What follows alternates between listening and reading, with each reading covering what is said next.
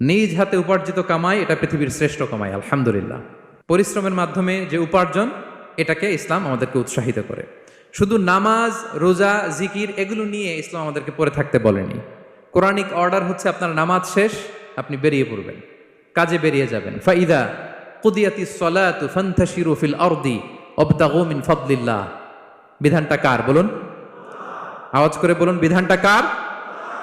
এটা Quranic verdict, কোরআনের বিধান। নামাজ শেষ, গোল হয়ে বসে জিকির করতে বলা নাই আল্লাহ। আল্লাহ বলেছে ফান্তাশিরু ফিল আরদ ওয়াবতাগু মিন ফাদলিল্লাহ, জমিনে ছড়িয়ে পড়ো, আল্লাহ রিজিক তালাশ করো। নামাজ শেষ, বেরিয়ে যাবেন। কৃষক চলে যাবে মাঠে,